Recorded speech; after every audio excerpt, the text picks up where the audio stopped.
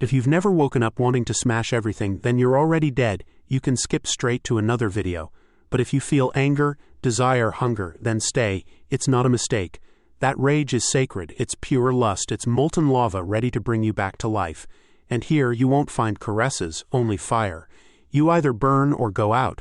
They convinced you that kindness was light, but it was blindness, that religion would save you, but in reality it turned desire into sin. Nietzsche knew it.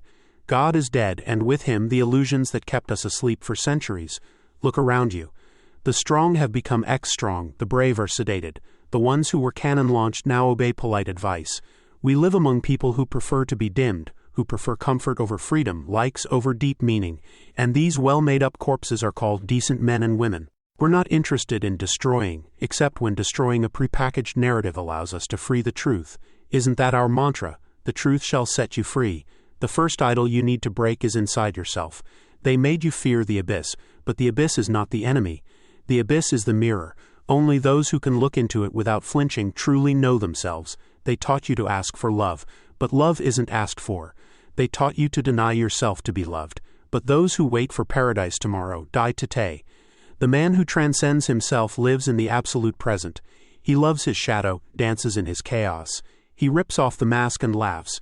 He doesn't pray to be saved, he carves himself like a work of art, and you still wonder why no woman goes crazy for you, because you live asking for permission, but no one falls for a photocopy. You forgot your acting.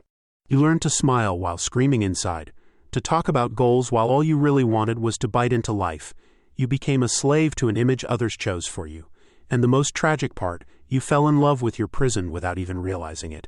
You polished your mask so well that now you defend it, but behind it, your soul is rotting. Authenticity isn't a lifestyle choice, it's fire in your bones. They made you confuse improvement with being tamed. But freedom doesn't come when you adapt. Nietzsche didn't speak of peaceful evolution, but of explosion, of necessary destruction. So when will you burn it all down? Women don't go crazy for men who follow the rules, they go crazy for those who break them with brutal elegance. For those who don't seek approval but despise it, for those who have nothing to prove because their mere presence is power. They don't fall for men who have it all, but for those who are enough for themselves, who can be alone without blinking, who don't dance to music chosen by others, but invite them to dance in their own fire. This energy isn't learned, it's released. Each of us has it. It's the wild rhythm of someone who no longer needs love, because they've become the universe. The authentic human doesn't beg, doesn't lower their voice. They are the one who turned the abyss into a throne. But there's a price. You have to be willing to lose your certainties, every mask and the label society gave you. The will to power is born when you recognize you are half beast, half storm, and you stop being ashamed of your desire, your hunger, your rage, your lust. Because being animalistic now and then is not a mistake. It's necessary. Want the world to go crazy for you? Start loving your shadow. Care for it, get to know it, explore it. It makes you different from everyone else, unique and unrepeatable. No photocopy. Make peace with the darkness you carry inside, and you'll stop hiding your strength behind politeness.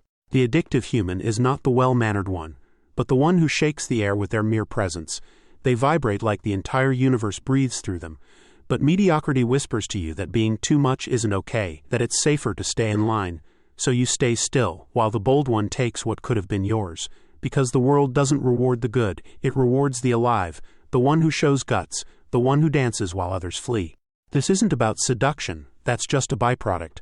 It's about becoming impossible to ignore. Nietzsche was crystal clear on this. Those who don't command themselves will be commanded.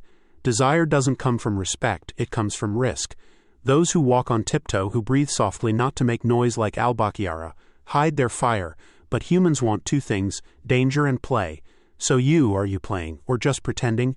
As long as you remain the good little soldier with textbook goals, you'll stay on the bench. And not just any bench, it's longer than Real Madrid's. Who knows if they'll ever let you on the field? People might admire you, maybe even their mothers like you, perhaps even their grandmothers. But unless you're into geriatrics, you shouldn't give a damn. One thing is certain. No woman surrenders to the good little soldier. Real attraction comes from the unpredictable. Example. Think of that guy who doesn't stand out but has that something. You know a few, everyone does. The one who stays quiet when everyone else talks.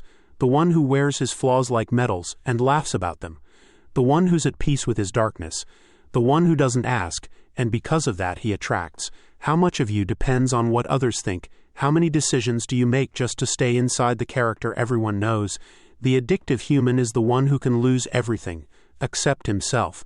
The secret is to live with such intensity that you become a living provocation, a curse against conformity, a wild dance screaming, "Here I am." Second example. Picture any child on vacation who doesn't know anyone and wants to play with the first kids he sees. Does he ask permission? Does he say, "Sorry to bother you"? Does he say, "Mind if I use your shovel and bucket too"? Not a chance. He barges in, smiling, and off he goes. Isn't that right? We were all born direct, decisive, consistent, saying, "I want," until mom taught us to say, "I'd like." But "I'd like" is not the same as "I want." You were born to break, to create, to shake up women and situations, or men if you're a woman. It applies to all of us, boys, girls, undecided or fluid. In short, everyone, just to be clear. Nietzsche said, "The human being is a rope stretched between the beast and the overman, a rope over the abyss. And to walk it again you must burn it all." The good son, the model worker, the ideal citizen, all those masks made you respectable, but painfully harmless and predictable, more predictable than a politician's lie. The overman isn't born from "Can I steal a minute of your time?" but from explosions. You don't need to become bad. That's not the point. The world's already full of bad people. You'd just be another copy. No, you must become pure like steel, cold toward mediocrity, burning toward beauty. The splendid human being you were before education and indoctrination snuffed out your authenticity. You can no longer pretend you don't know. You've already heard it. That voice that screams under your skin, "This isn't life, it's repetition, and repetition is death." All you lack is the courage to look your cowardice in the face, with no more excuses. That's where your true new power is born. When you stop painting your soul. When you truly choose, when you choose to be free instead of accepted. Nietzsche wrote, "I could never believe in a God who cannot dance." So what about you, ready to dance on the ruins of your old life? Most people live as if a prize awaits them at the end of their obedient life. They work where they hate, smile at those they despise, repeat thoughts they never thought, and then they numb themselves in front of a screen because they can't bear the silence of being with themselves. They call themselves realists, but they don't live, they survive. No chills, no urges, no risks. Nietzsche spoke of overmen who create new values while everything collapses. You can see them. They own nothing but walk like they own the universe. And you're still waiting for approval. You think if you do the right things, fate will reward you. But that system is built for slaves, not for creators. Nietzsche warned, if you gaze too long into the abyss also gazes into you. So how much longer will you stare before you jump? You've already jumped once, when you told the truth and no one believed you, when you fled that relationship that was killing you, when you gave up a safety that was slowly destroying you. You felt fear, yes, but also life. For a moment you were the real you. That moment was the beginning. The rest is charade. And those who wait die standing. The world has far too many obedient soldiers. What it needs is humans who don't ask for directions but become a compass, who don't wait for destiny, but create it. The overman isn't a hero. He's the one who gave up chasing approval. And you, when will you stop being a student? When will you start setting fire to your reality? Because once you understand this, you can't go back. You can't keep working where you hate, sleeping beside someone you don't love, smiling while you rot inside. Nietzsche screamed it. You must have chaos within to give birth to a dancing star. Where's your star? Where's your chaos? Women obsess over men who don't need them to feel like men, who know how to stay but can leave, who don't beg for love. They radiate it. Men who don't compete because they are ever-expanding universes. This can't be faked. It can't be taught. It must be awakened. Through pain, through solitude, through loss. Are you willing to lose everything, standardized friends and social approval? Are you ready to be the crazy one, the weirdo, the heretic? This isn't an ending, it's a beginning. The dance has started. You don't need to listen to me. You need to listen to that voice screaming inside you. The one that says, you're not here to obey. If you stay where you are, it won't be the world that crushes you. It'll be shame. The shame that wakes you up at 60 years old in a bed you didn't choose with a woman you don't care for, in a life that doesn't satisfy you. And then you'll realize you had the chance, and you didn't take it. But if you jump, if you burn, if you die symbolically now, then no one will ever touch you again, because you won't be a human being, you'll be the dance, the abyss that learned to dance. And everyone will feel it. The video you see overlaid is perfect to continue your journey of growth and discovery. Because remember always, enjoying the abyss sets you free.